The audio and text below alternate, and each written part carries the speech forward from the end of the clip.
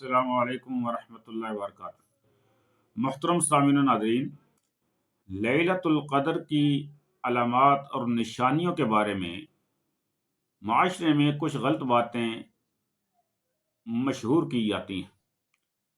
آج ہم دیکھتے ہیں کہ لیلۃ القدر کی علامات اور نشانیاں نبی علیہ الصلاۃ والسلام سے کون کون سی ثابت ہیں۔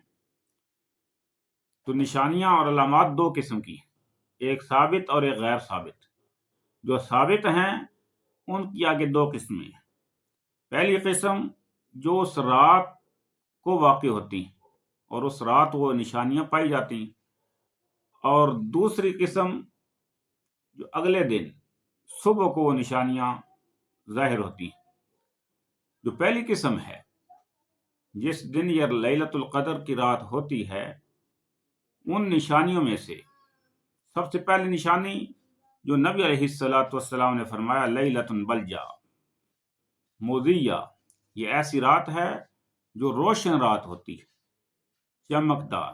باقی راتوں روٹین کے ساتھ جو رات ہوتی ہے اس سے ہٹ کر یہ روشن ہوتی ہے۔ لیلۃ بلجا، یہ مسند احمد ابن خزیمہ کے الفاظ ہیں۔ یہ پہلی نشانی ہے کہ وہ رات روشن ہوتی ہے۔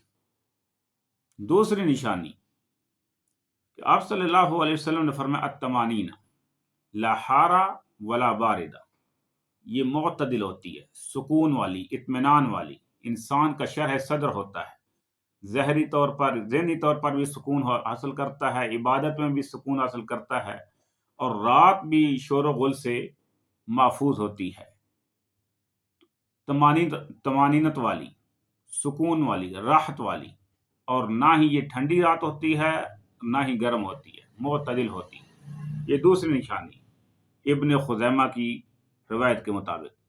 تیسری نشانی جو مسند احمد میں نبی علیہ الصلوۃ والسلام نے فرمایا، لا یحل لکوکب، کس ستارے کے لیے جائز نہیں کہ ان یرما فیہا حتی تصبح، صبح تک شہاب ثاقب جو ہوتا ہے، عام روٹین میں ہم دیکھتے ہیں کہ ستارہ بغیر لوگوں کی زبانوں میں یہ مشہور ہوتا ہے کہ ستارہ ٹوٹ گیا، جبکہ وہ شہاب ثاقب ہوتا ہے جو شیاطین کو جو اوپر جانے کی کوشش کرتے ہیں، ان کو وہ ایک رجم کی شکل ہوتی ہے، ان کو وہ لگائے جاتے ہیں فرشتوں کی طرف سے۔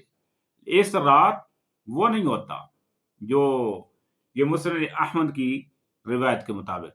اور طبرانی میں جو روایت آتی ہے اس میں یہ الفاظ ہیں کہ لا یرما فیہا بنجم، کہ وہ ستارے نہیں پھینکے جاتے۔ وہی بات ہے کہ شہاب ثاقب اس رات نہیں ہوتا۔ اور اس رات یہ ہیں وہ نشانیاں جو اس رات کو واقع ہوتی، اور جو اگلی دن صبح کو واقع ہوتی ہیں اور پائی جاتی ہیں اور ظاہر ہوتی ہیں، وہ صحیح مسلم کی روایت کے مطابق آپ صلی اللہ علیہ وسلم نے فرمایا کہ ان الشمس تطلع صبیحتها لا شعاع لها، صبح جب سورج طلوع ہوتا ہے تو اس کی کوئی شعاع نہیں ہوتی۔ ویسے عموماً روٹین کے ساتھ جب سورج طلوع ہوتا ہے تو شعائیں ہوتی، اس دن جب سورج طلوع ہوگا اگلے دن تو لا شعاع لها، اس کی کوئی شعاع نہیں ہوگی۔